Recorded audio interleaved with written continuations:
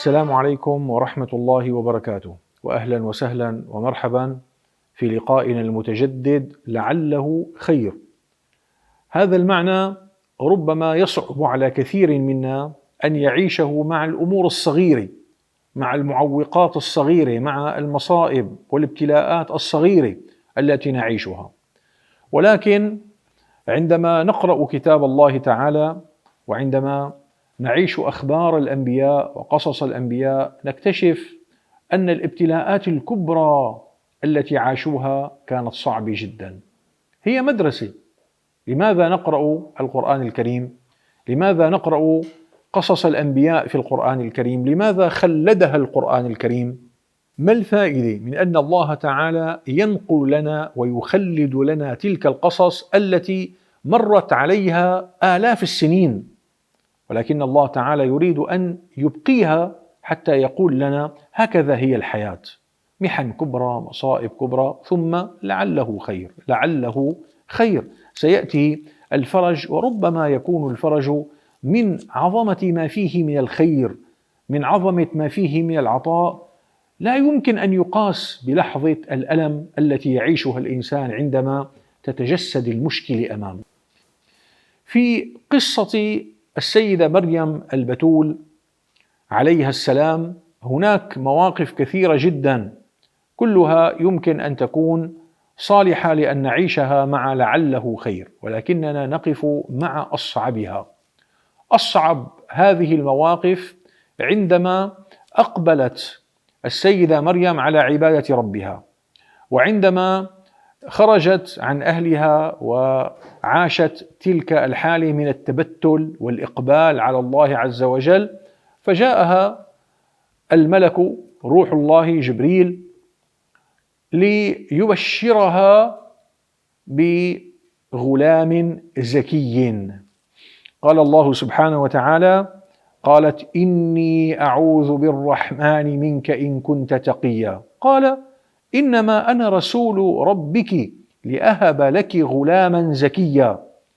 لكن هذه الكلمة لأهب لك غلاما زكيا لفتاة عذراء لم تتزوج هي ابتلاء. كيف يأتي ولد؟ ومن أين يأتي الولد؟ وماذا سأقول للناس عندما أخرج وأنا أحمل لهم هذا الولد، والناس ما اعتادوا أن يروا فتاة قد أنجبت من دون أن تتزوج؟ من يمكن أن يصدقني؟ تلك الحالة من الابتلاء وتلك الحالة من الشدة كانت تعيشها السيدة مريم عليها السلام في كل لحظة من لحظات حملها، ومظاهر الحمل تكبر وتشتد، ولذلك وصف الله تعالى لنا ما كان من حالها ومن تركها لمخالطة الناس. قال تعالى: فحملته فانتبذت به مكانا قصيا. ما عادت تستطيع أن تعيش مع الناس، فحملته فانتبذت به مكانا قصيا. ثم كانت ذروة هذا الابتلاء، ذروة هذه الشدة، عندما جاءها المخاض، وعندما آن أوان الولادة، فأجاءها المخاض إلى جذع النخلة. ماذا ستقول مريم المسكينة في تلك اللحظة؟ ماذا ستقول وهي تلد غلام وستحمل هذا الغلام وتواجه المجتمع من دون أن يكون هناك مبررات ووسائل مقنعة من حيث العادة بحالها؟ فأجاءها المخاض إلى جذع النخلة قالت: يا ليتني مت قبل هذا. الله أكبر، الله أكبر، تأملوا. قالت: يا ليتني مت قبل هذا وكنت نسيا منسيا. أريد أن نتصور تلك اللحظة وشدة تلك اللحظة حتى جعلت السيدة مريم تقول: يا ليتني مت قبل هذا وكنت نسيا منسيا. لا يمكن لكلمات، لا يمكن لصورة أن تصف الهواجس، الخواطر، الأمور التي كانت تخشاها، الأمور التي كانت تخافها من لقاء قومها، وقومها من أسوأ خلق الله، بنو إسرائيل، على ما فيهم من افتراء، على ما فيهم من قسوة، على ما فيهم من شدة. يا ليتني مت قبل هذا وكنت نسيا منسيا. ولكن السيدة مريم لم تكن تعلم أنها ستكون النموذج الأكمل للطهر، وأنها ستكون المرأة المكرمة المعظمة في المسيحية وفي الإسلام، وأنها ستكون قرآنا يتلى في المحاريب، وأنها ستكون السيد المسيح، وأن ولدها سيكون آية من آيات الله تعالى، وأن نبي آخر الزمان سيقول: كمل من الرجال كثير ولم يكمل من النساء إلا 4: مريم ابنة عمران، وآسية زوج فرعون، وخديجة بنت خويلد، وفاطمة بنت محمد صلى الله عليه وسلم.